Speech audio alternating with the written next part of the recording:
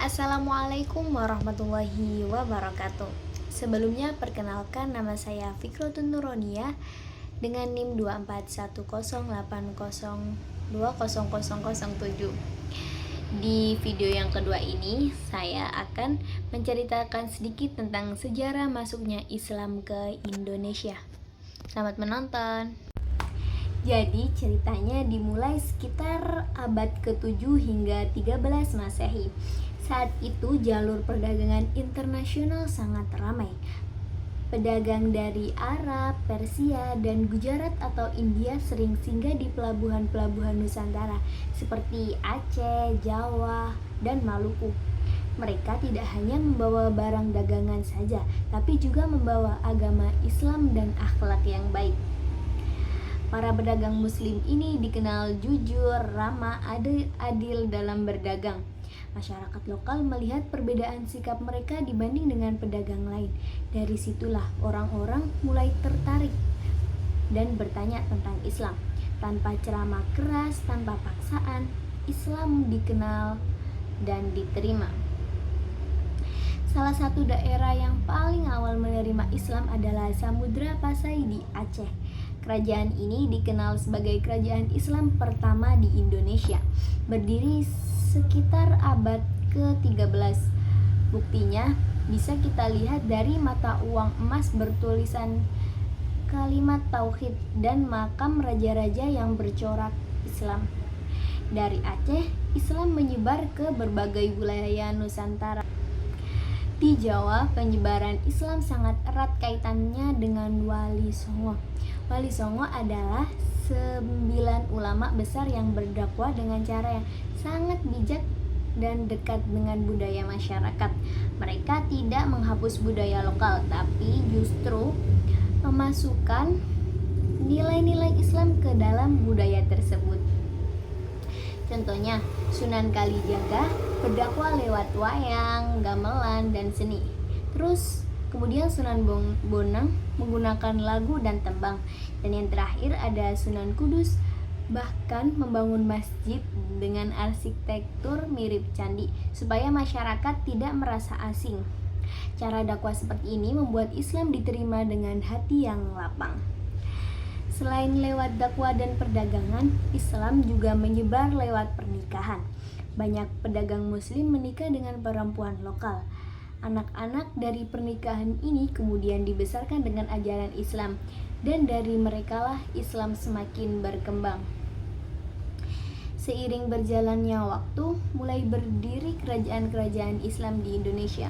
Selain Samudra Pasai, ada Kesultanan Malaka, Demak, Banten, Cirebon, Mataram Islam, Ternate, dan Tidore.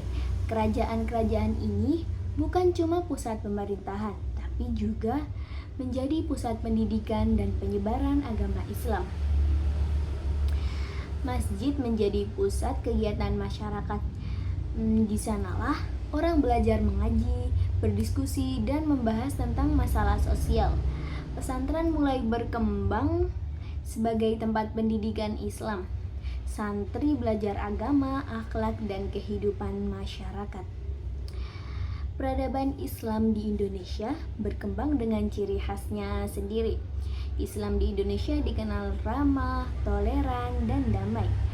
Nilai-nilai Islam juga menyatu dengan adat, seperti tradisi selamatan, maulidan, tahlilan, dan berbagai upacara keagamaan lainnya. Ini membuktikan bahwa Islam tidak menghilangkan budaya, tapi justru memberikan makna baru. Dalam bidang pendidikan, pesantren memainkan peran besar. Pesantren melahirkan banyak ulama dan tokoh masyarakat. Mereka bukan hanya mengajarkan agama, tapi juga mengajarkan kemandirian, kejujuran, dan kepedulian sosial.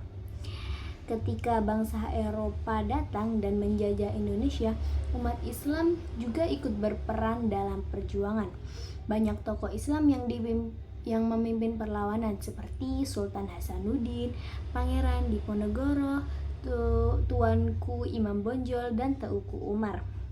Masjid dan pesantren menjadi tempat menyusun strategi perjuangan. Masuknya Islam ke Indonesia tidak hanya mengubah keyakinan masyarakat, tapi juga cara berpikir dan bersikap. Islam mengajarkan persamaan derajat, keadilan, dan kepedulian terhadap sesama. Nilai-nilai ini sangat cocok dengan karakter masyarakat Nusantara yang menjunjung tinggi gotong royong. Para sejarawan punya beberapa pendapat tentang dari mana sih sebenarnya Islam pertama kali datang ke Indonesia. Pendapat ini dikenal dengan teori masuknya Islam ke Indonesia. Walaupun berbeda-beda, semuanya sepakat bahwa Islam masuk dengan cara yang damai. Teori yang pertama adalah teori Gujarat. Menurut teori ini, Islam datang ke Indonesia lewat pedagang muslim dari Gujarat, India. Buktinya bisa dilihat dari bentuk batu nisan raja-raja Islam di Samudra Pasai yang mirip dengan batu nisan di Gujarat. Selain itu, pada masa itu Gujarat memang jadi pusat perdagangan Islam yang ramai dan sering berhubungan dengan Nusantara. Kemudian teori yang kedua adalah teori Arab atau teori Mekah. Teori ini menyebutkan bahwa Islam sudah masuk ke Indonesia sejak abad ke-7, langsung dari Arab. Buktinya adalah adanya catatan tentang perkampungan pedagang Arab Muslim di pesisir Sumatera. Teori ini juga diperkuat dengan kesamaan madhab, yaitu madhab Syafi'i yang dianut oleh umat Islam di Indonesia dan Timur Tengah. Selain itu, ada juga teori Persia. Kalau menurut teori ini, Islam dibawa oleh pedagang dari Persia. Buktinya bisa dilihat dari berbagai tradisi Islam di Indonesia, seperti peringatan Asyura dan penggunaan istilah-istilah keagamaan yang mirip dengan budaya Persia. Walaupun ada perbedaan teori yang jelas, Islam berkembang dengan cepat karena cara penyebarannya sangat dekat dengan masyarakat. Para penyebar Islam tidak memaksa, tapi justru menyesuaikan diri dengan adat setempat. Mereka menghargai tradisi lokal, lalu perlahan memasukkan nilai-nilai Islam di dalamnya. Masyarakat Nusantara saat itu mengenal ajaran Hindu-Buddha sebenarnya tidak asing dengan konsep ketuhanan dan kehidupan spiritual. Karena itu, ajaran Islam tentang satu Tuhan, keadilan, dan persamaan derajat terasa mudah diterima. Islam juga tidak mengenal sistem kasta, sehingga masyarakat kecil merasa lebih dihargai. Proses masuknya Islam ke Indonesia juga sangat dipengaruhi oleh kehidupan pesisir. Daerah pantai menjadi pintu masuk utama Islam karena di sanalah para pedagang asing berinteraksi langsung dengan masyarakat lokal. Dari pesisir, Islam kemudian menyebar ke pedalaman lewat ulama, santri, dan kerajaan-kerajaan Islam. Masuknya Islam ke Indonesia bukan proses yang singkat. Butuh waktu ratusan tahun sampai Islam benar-benar mengakar kuat di Nusantara.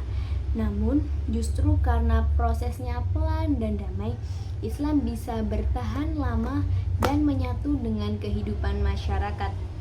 Dari sinilah kemudian lahirlah peradaban Islam Nusantara, peradaban yang khas dengan memadukan ajaran Islam dengan budaya lokal. Islam tidak datang untuk menghapus tradisi, tapi memperbaiki dan memberi arah baru agar sesuai dengan nilai-nilai tauhid dan akhlak. Oke, sekian video saya kali ini. Apabila ada kesalahan, mohon maaf sebesar-besarnya. Terima kasih sudah menonton sampai akhir. Assalamualaikum warahmatullahi wabarakatuh. Bye bye.